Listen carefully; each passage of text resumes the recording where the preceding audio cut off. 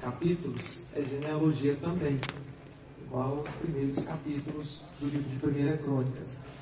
Mas eu queria que você abrisse a sua Bíblia comigo, 1 Crônicas, capítulo 11. 1 Crônicas, capítulo 11, a partir do versículo 6. Aleluia.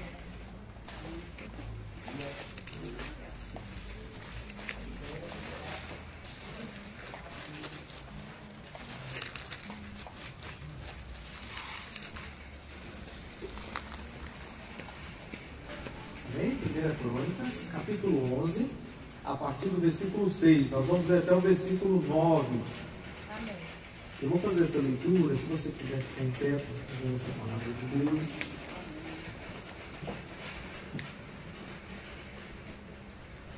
Diz assim: Então Davi partiu para Jerusalém, que é Jebus, com todo Israel. E ali estavam os jebuseus, habitantes da terra. Os habitantes de Jebus disseram a Davi: Não entrarás aqui. Apesar disso, Davi conquistou a fortaleza de Sião, que é a cidade de Davi. Então Davi disse: Quem ferir primeiro os jebuseus será primeiro comandante.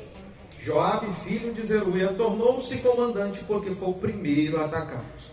Então Davi habitou na fortaleza, e por isso ela foi chamada Cidade de Davi. Ele edificou a cidade ao redor, desde o Milo em diante, e Joabe reforçou. O Senhor dos exércitos estava com ele. Amém? Feche seus olhos, vamos fazer uma breve oração. Senhor, meu Deus e meu Pai, em Teu nome, Senhor Jesus Cristo, diante da Tua maravilhosa presença, Espírito Santo de Deus, nós te louvamos, Senhor, e te agradecemos por estarmos aqui nesta manhã. Te louvamos, Senhor, por cada um dos Teus filhos, das Tuas filhas, aos quais o Senhor trouxe aqui nesta manhã, neste dia, para ouvir a Tua palavra, para se prostrar diante de Ti em oração. Eu clamo a Ti, Espírito Santo de Deus, que o Senhor abra agora, nesse momento, o nosso entendimento, para compreender a Tua palavra. Mas clamamos a Ti também, Espírito Santo de Deus, que o Senhor abra os seus ouvidos e os seus olhos para as orações que aqui forem elevadas a Ti, aos pedidos, aos clamores que forem feitos ao Senhor aqui nesta hora. Espírito Santo de Deus, eu não sou nada, eu não sou ninguém, mas eu clamo a Ti, Espírito Santo, que o Senhor fale com cada um de nós, que o Senhor fale aos nossos corações, que o Senhor fale às nossas vidas, para que possamos compreender, meu Pai, todo o Teu querer, toda a Tua vontade sobre nós. Espírito Santo de Deus, fala conosco nessa hora, em nome de Jesus. Amém? Essa semana veio do capítulo 8 até o 11, e o Espírito Santo colocou no meu coração para falarmos um pouquinho do capítulo 11. O capítulo 11 a partir do versículo 6. Nós estamos num trecho na palavra de Deus em que Israel estava passando por um momento de instabilidade. Para quem não sabe a palavra, o povo de Israel teve um primeiro rei.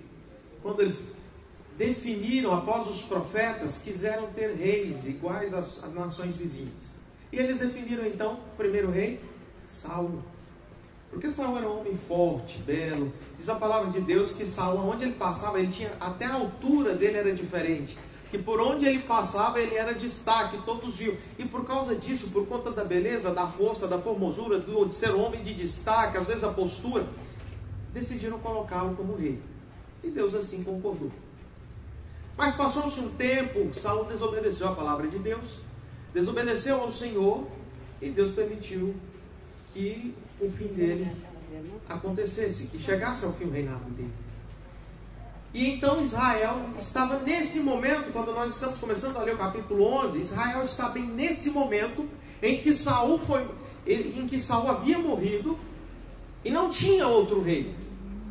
Então haviam designado ali o filho de Saul para assumir, mas o filho que provavelmente deveria assumir morreu junto com ele. Estavam naquela incerteza, aquela instabilidade. E antes de chegar ao fim do reinado de Saul, Deus foi lá e chamou o profeta Samuel para ungir Davi como próximo rei. Ali o pessoal a fama já havia corrido. E nesse momento Davi já chegado a um local aonde esse povo chamado Jebus habitava. E quando eles chegaram ali, Davi já tinha soldados com ele, já havia pessoas que estavam andando com ele, porque Deus já havia preparado pessoas para andar com ele, já para começar a estabelecer o reino, porque Deus havia escolhido Davi. E quando chegaram ali, aquele povo, eles não aceitavam que Davi tomasse posse daquelas terras, que posteriormente foi chamada de Jerusalém, cidade de Davi. E quando eles chegaram ali, Davi, vendo aquilo, chamou os seus homens, né, aqueles que estavam com ele, e falou: quem for o primeiro a atacar vai ser o chefe do exército. E a palavra de Deus fala aqui, Joabe foi o primeiro. É isso? Isso. Joabe foi o primeiro. E eu queria que, fazendo essa breve introdução, fazendo a gente entender um pouquinho daquilo que o Espírito Santo quer falar conosco. Davi chega num lugar onde ele não conhecia ninguém. Ele sabia que ali ele não tinha o quê? A única coisa que ele sabia que ele não tinha: amigos. A única coisa que ele sabia que era certa é que ele tinha ali inimigos. Ele não tinha ninguém ali que ia passar a mãozinha na cabeça dele. A primeira coisa que eles queriam fazer é matar ele. E quando ele chega ali, qual que foi a reação que Davi deveria ter? Não, vamos achar uma outra terra que Deus prometeu lá atrás para a gente. E esse povo veio e tomou conta da terra que era nossa. Não vamos arrumar confusão, não? Eu acho que se fosse nós faríamos isso, né? Mas eu queria te chamar a atenção para um detalhe hoje, usando por base a palavra de Deus, esse versículo 6 em diante que nós começamos a ler aqui. Nós começamos a ler do versículo 4 para trás um pouquinho, mas no versículo 6 especificamente, eu queria que você analisasse esse versículo. Quando Davi, ele oferece uma oportunidade aos seus soldados, ele oferece uma oportunidade àqueles que estavam com ele, ele oferece uma oportunidade de um deles se tornar o chefe do exército, ele oferece uma oportunidade de um deles se tornar o chefe da guarda. Mas eu queria te alertar para outra coisa. Davi era rei? Não. Então, o que Davi estava oferecendo? O Davi estava oferecendo para aqueles homens a possibilidade de ser um chefe, um general de um exército, de um rei que havia ainda não sido colocado como rei, mas que estava sob uma promessa, e ele ainda não era rei. Peraí, então tem alguma coisa aqui que não está batendo. Como é que Davi oferece uma coisa que ele ainda não tem? Como é que Davi oferece a chefia de um exército, a posição de general de um exército, como é que alguém que ainda não é rei oferece a posição de um exército que ele nem tem? Explica isso, sendo que ele ainda não tinha. Mas ele acreditava na promessa de Deus. Na vida O versículo 6 É isso mesmo. parece nada. Não, Davi ofereceu uma posição ali no exército. Mas quando você começa a meditar e entender o que está por trás de todo esse versículo, você começa a ficar assustado. Você começa a perceber que ali tinha alguma coisa. Começa a me trazer à memória aquilo que Deus falou: Davi, homem segundo o meu Coração. Não, mas Davi é cheio de erro, cheio de falha, cheio de pecado. Matou um punhado de gente. Por que ele era segundo o coração de Deus? A palavra de Deus, no versículo 6, me faz pensar, me faz refletir. Como é que eu vou oferecer alguma coisa para alguém que eu ainda não tenho?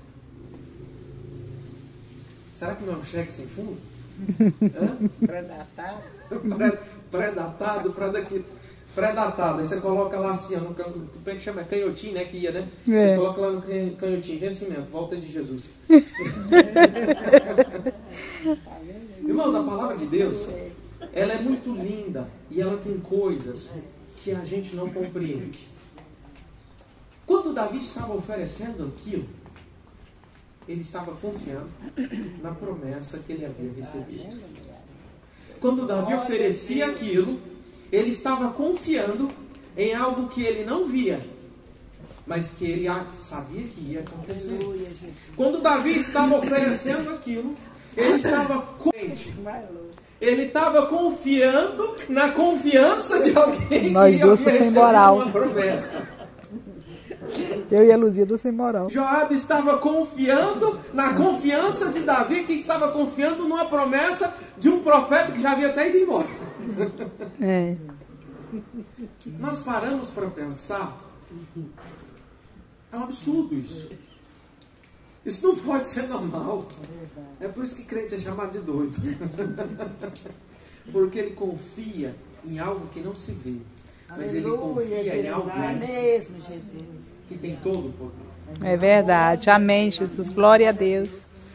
Mas para que tudo aquilo acontecesse, Davi havia recebido uma promessa. E depois que ele recebe uma promessa, a palavra de Deus me fala que ele foi provado uma vez.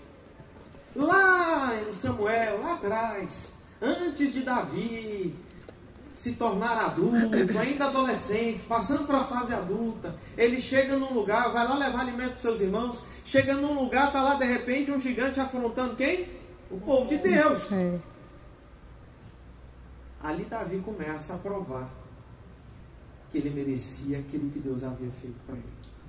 Ali ele começa a provar que a escolha que Deus havia feito era correta. Uhum. Ali ele começa a mostrar o porquê que ele era segundo o coração de Deus. Imagine você, eu não tenho tamanho, mas imagine você, eu chegando diante de alguém, 2 vezes o meu tamanho, não é muito difícil de achar, só você sair na rua, você vai achar. Imagine se eu vendo alguém mais forte, vamos para uma academia ali, é fácil de achar uns ali que dá uns 4 mil. Pegar um ali daquela para lá, eu vou para cá. Será que a gente teria a fé que Davi tinha? E é isso que eu queria que você compreendesse hoje. A palavra de Deus, ela fala de acreditar em algo que não se consegue ver. Mas ela fala de acreditar em algo que pode ser palpável quando você crê. Você se torna segundo o coração de Deus quando você dá o primeiro passo confiando na fé do Senhor. Mas a maioria de nós temos esperado Deus fazer para que nós possamos dar o primeiro passo. Imagine você diante de um abismo. Você tem aqui um barranco de cá e outro de lá. O abismo no meio. E Deus fala para você, pode ir que eu vou fazer o caminho aparecer. O que você vai fazer? Não, eu vou esperar o caminho aparecer. Eu vou cair, ué. Nós temos essa atitude de esperar Deus fazer para depois nós darmos o primeiro passo. E aqui justamente na palavra de Deus está falando o contrário.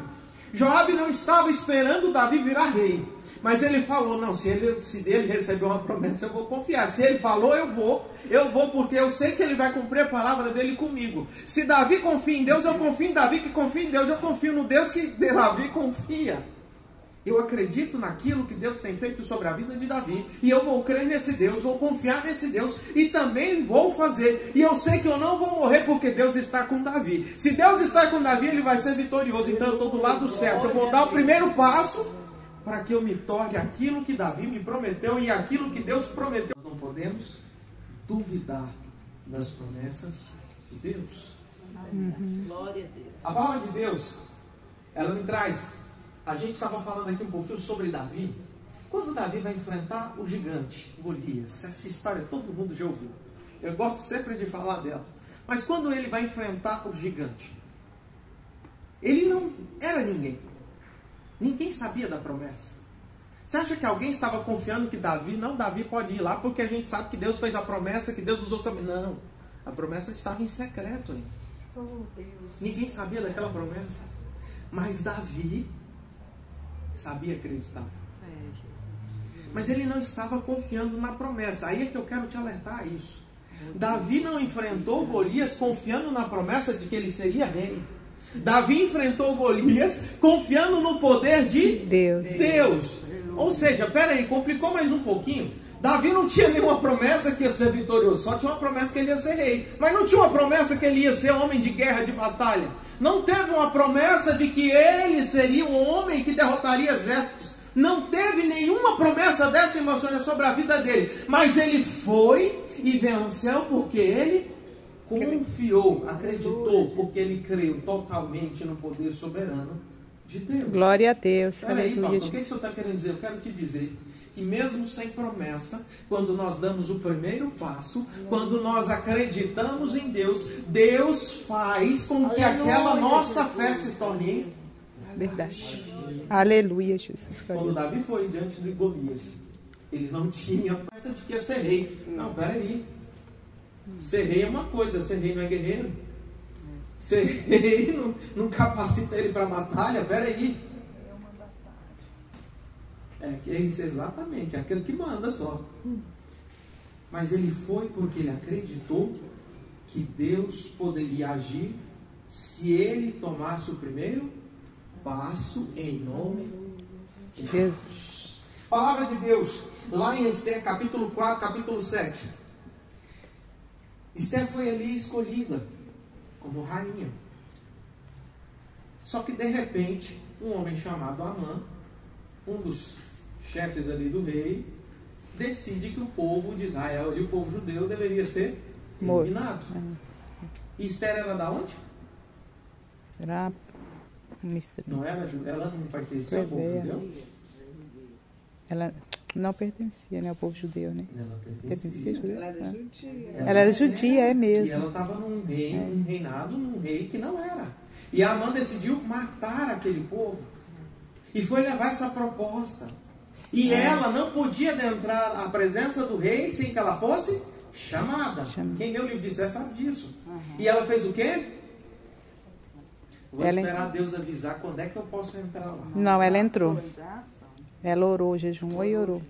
Ela orou, jejuou e deu o primeiro passo. Ela foi diante do rei sem ser chamada. E o que aconteceu? O povo não foi eliminado, Amã foi morto. E Deus honrou. Ele caiu na própria armadilha. Mas eu quero mais adiante. Escolhido para reerguer os muros de Jerusalém depois dela ter sido sitiada, queimada. Mas ele, olha só, Neemias era o quê? Neemias era um construtor? Não, ele era copeiro. Neemias era copeiro. E Deus colocou no coração dele de ir e reconstruir os muros de Jerusalém. Ele fez o quê? Ele foi diante do rei dele e falou: meu rei, eu quero ir lá para minha terra, lá para minha cidade, lá para o meu país para reconstruir os muros. Mas deixa eu te falar uma coisa, eu preciso de carta de liberação e eu preciso de recursos para construir lá, tá? Peraí, é um copeiro. Não, imagine você como rei. Não, meu filho, que você está falando o quê? Não, volta lá para o seu lugarzinho para eu não te mandar matar. Volta lá para o seu lugar. Mas ele deu o primeiro passo. E Deus permitiu que ele construísse. Aí eu vou mais um pouquinho adiante. Eu já vou lá para o Novo Testamento. No Novo Testamento a gente vê uma mulher. Quem já ouviu falar da mulher do fluxo de sangue? Todo mundo, né? Quem não ouviu aí? A mulher tinha uma enfermidade que constantemente ela perdia sangue. Ela tinha essa doença há muitos anos, procurou vários médicos. E a palavra dirá, segundo a lei, naquela época, a mulher que estava num período ali de menstruação, que estava tendo ali nos seus dias, ela não poderia chegar perto de ninguém, porque ela era considerada naquele momento impura. E ela não poderia, porque ela estava constantemente tendo aquele sangramento. Mas diz a palavra de Deus que ela acreditou em Jesus Cristo. Jesus Cristo poderia curar ela. Ela fez o quê? Deu o primeiro passo. Ela entrou no meio do povo, no meio da multidão. Eu vou ser curada. Ela fez o quê? Tocou. Foi curada. Ela foi Curada. Mas ela esperou alguém falar que ela ia ser curada? Não. Ela esperou alguém falar que era para ela ir? Não. Ela pediu permissão para ir lá? Não, peraí, eu vou repetir. Ela pediu permissão para ir lá? Não. Porque se ela tivesse pedido, ela nem tinha ido. É. Peraí, é aí que eu queria chegar. Se ela tivesse pedido, Ela Nem tinha ia. ido. Que era impura, né? vamos um pouquinho? Mais um pouquinho mais à frente nos evangelhos. A gente vê alguns amigos, uns 4 amigos.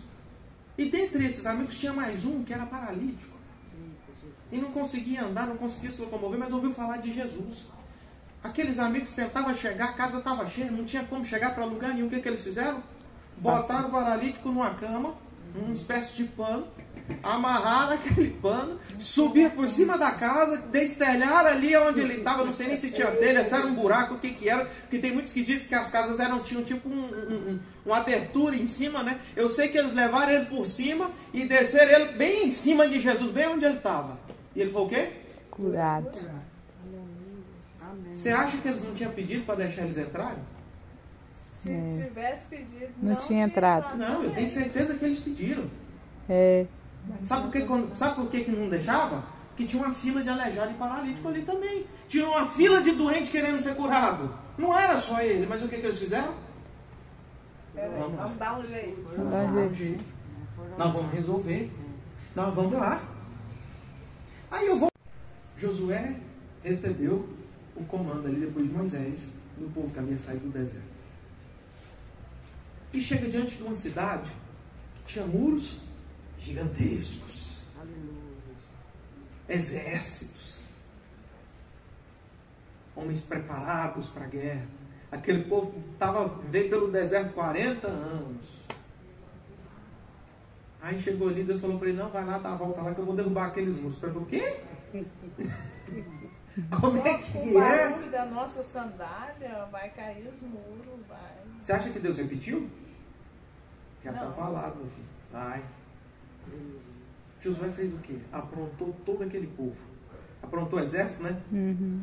Exército? O povo que estava junto com É o ele. povo que tá com O povo ele. começou a rodear a cidade. 1, 2, 3, 7. Na 7ª vez, o que aconteceu? Os muros caíram. Eu queria que você pensasse, entendesse comigo uma coisa. As muralhas caíram, eles tomaram posse, onde eles estavam, eles entraram, tomaram conta da cidade, das suas nações. Aquela era a terra que Deus havia prometido para eles. E eles tomaram posse daquelas terras. Mas eu queria te alertar alguma coisa. Diante de todas essas ilustrações, por mais rápido que eu falei, porque o horário não espera a gente, eu queria que você entendesse comigo uma coisa. Quantos desses ficaram esperando Deus mostrar alguma coisa para eles irem adiante? Quantos desses ficaram esperando acontecer alguma coisa?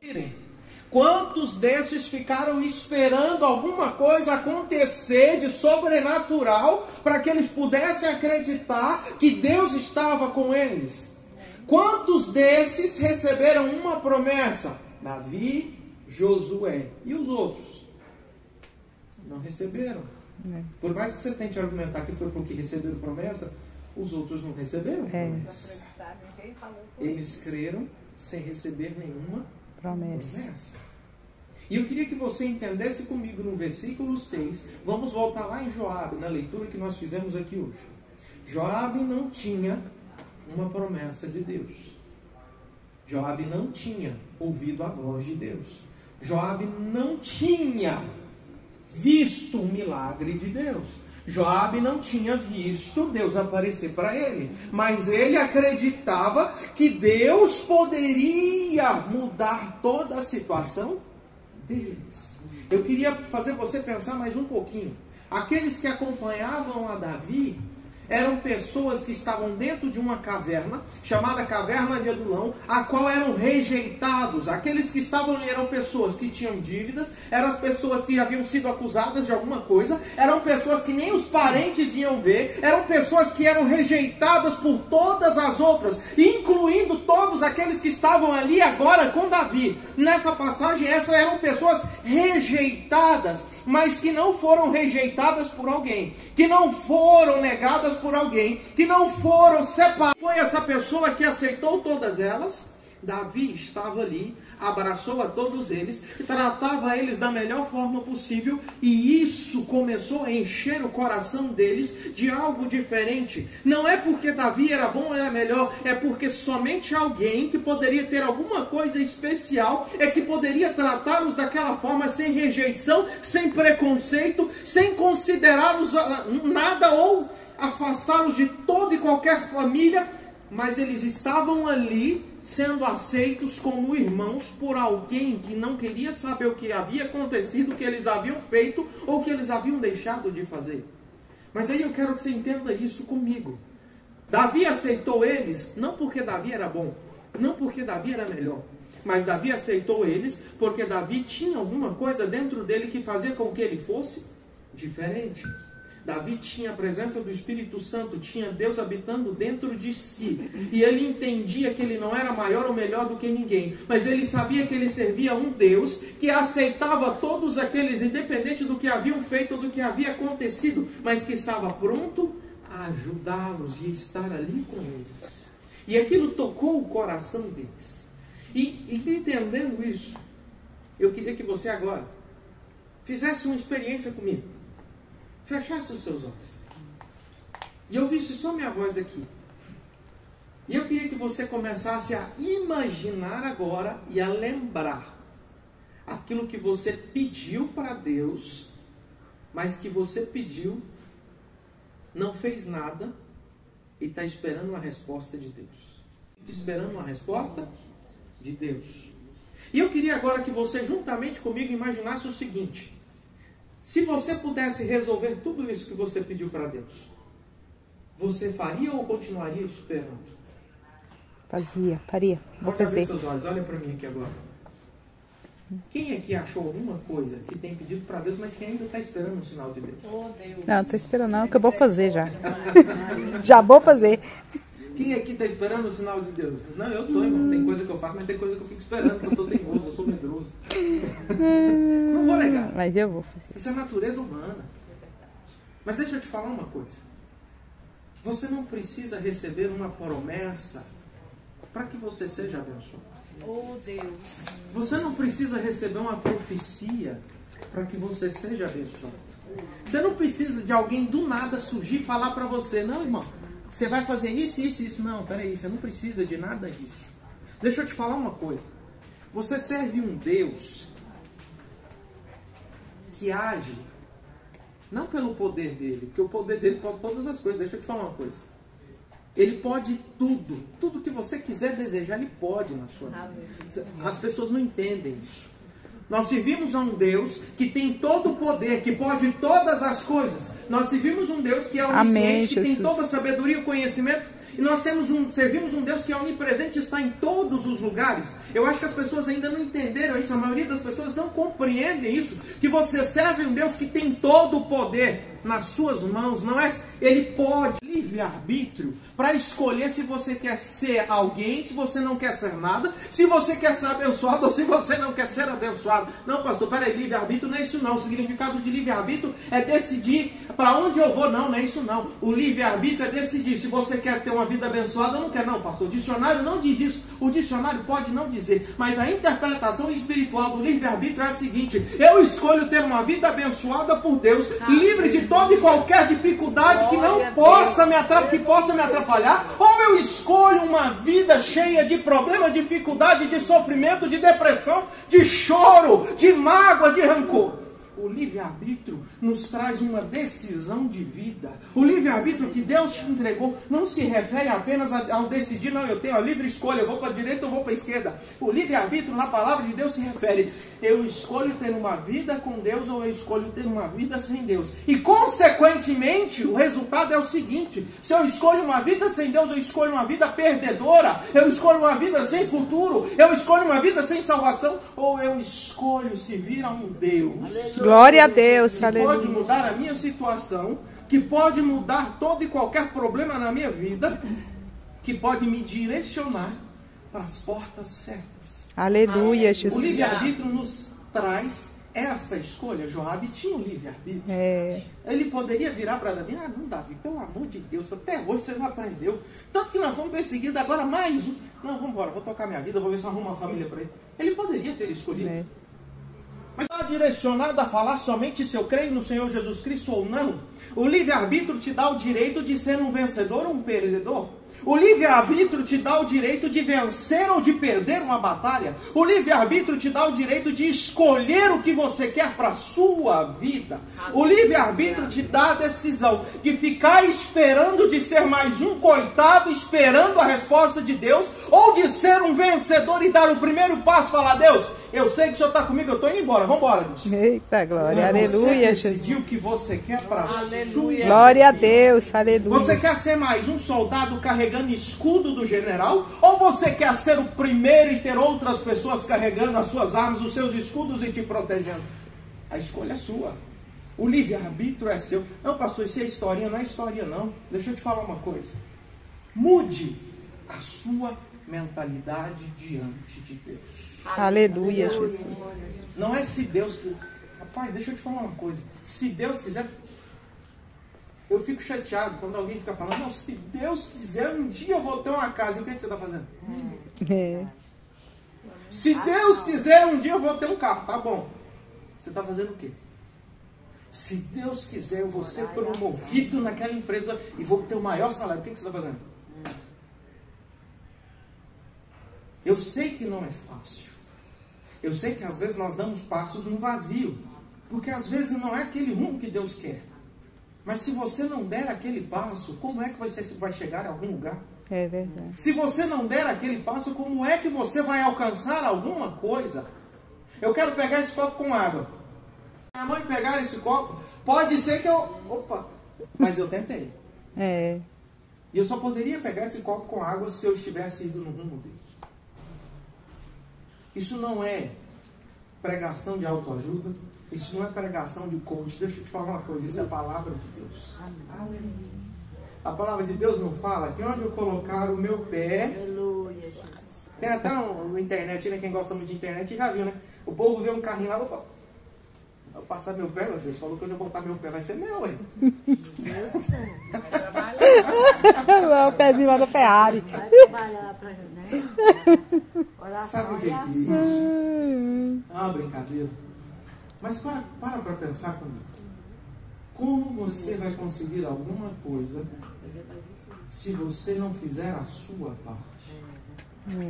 Você quer se tornar o general sem entrar na batalha? Sinto muito em te dizer, mas você não vai conseguir não. O máximo que você vai conseguir é ir nas costas dos outros, lá sendo arrastado por eles lá. Quando a gente quer alcançar algo do Senhor, a gente precisa usar o livre-arbítrio de receber ou não. É. Entenda uma coisa, eu coloquei essa palavra livre-arbítrio na minha vida como duas decisões, ou eu venço ou eu perco.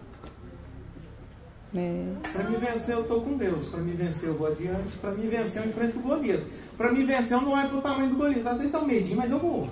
É. Eu não olho para as dificuldades e volto atrás. Sentir medo é normal. O que não é normal é você parar quando você está nesse sentimento. O que não é normal é você parar. O que não é normal é você regredir. O que não é normal é você deixar aquilo tomar conta da tua vida. O que você tem que fazer é: vá, marche, tome a decisão. Não, pastor, mas eu já falei tanto com esse homem, eu já falei tanto com esse menino e nada resolve. Mas você está falando? Estou falando, então Deus vai agir. Eu não estou falando não, Deus. Se eu não vou falar nada, o Senhor age. É? Tá bom. E eu vou agir através de quem? É verdade, isso. Vamos lá no copinho de novo? Eu estou terminando. Vamos lá no copinho de novo? Eu quero água. Toma, pastor. Se não tivesse o copo, como que a água ia chegar para mim? Se não tivesse uma vasilha, como que a água ia chegar para mim? Segura aí, pastor, eu vou pegar a mangueira ali. Abre a boca aí. Eu precisei do copo para que a água chegasse até mim. Agora precisa da sua vontade de trazer até a boca. E aí? Você pode e você vai receber tudo o que você quiser dentro do Senhor. Eu falo para você que eu já recebi coisas que eu nem imaginava que eu ia receber. Por isso que eu sou chamado de doido. Mas... se nós não dermos o primeiro passo, se nós não fizermos, não tem como Deus agir. Não fique esperando. A sua atitude, presta atenção nisso, a sua atitude, fazer e não esperar, demonstra confiança em Deus. Lembra de Davi? Senhor, estou esperando, posso ir enfrentar o Golias? Para ver se eu vou lá no Saul falar que eu vou enfrentar? Não. Davi foi lá, enfrentou e resolveu. Ou ele ficou esperando Deus falar para ele? Não, Davi, peraí, daqui a pouco eu te falo se você vai ou não. Peraí que eu estou ocupado com o Saul agora. Peraí que daqui a pouco eu te falo aí. Não. Davi foi confiando em Deus. Tanto é que quando ele vai, eu vou diante de você. Eu vou diante, eu vou te derrotar, eu vou te vencer em nome do Deus, do Senhor dos exércitos, do Deus de Israel, do Deus de Jacó. Ele foi. Ele precisou tomar uma atitude. Quando ele toma essa atitude, a fé dele atrai o poder soberano de Deus, faz com que aquela pequena pedrinha atinja o objetivo que precisa atingir. Davi fez o primeiro passo, ele lançou. Quando ele lançou, Deus pega a pedra e faz... Não, peraí, Davi estava um pouquinho para a esquerda, eu corrigi o percurso dela aqui um pouquinho, tá? E Deus toma a frente e resolve o problema. Mas precisa que você seja o instrumento para que haja a manifestação do poder de Deus. Aleluia. Eu não sei porque o Espírito Santo queria falar isso aqui. Aleluia. Mas eu queria que você entendesse. Você quer receber? Quer, senão você não estaria aqui, né? É verdade. Você perguntar se Deus quer. Não é assim que funciona. Não é assim que funciona. Deus quer. Depende da sua fé. E ação. E ação. É. A fé Sem ação. Sem é ação é- demonstrada pela sua atitude, pela sua ação. Se você quer mais do Senhor, se você quer receber do Senhor, faça, não espere. Espere em Deus, espere em Deus. Quem foi que inventou essa frase? Foi Davi. Estou falando sério, lá no Salmos não está lá, espere em Deus. Ué, peraí, pastor, o senhor falou que Davi fazia. Quando ele falou espere em Deus, esperar em Deus é confiar em Deus, mas ele nunca deixou de agir. De fazer. A palavra do Senhor hoje para nós é essa. Aquilo que você quer sobre a tua vida, Deus vai te dar.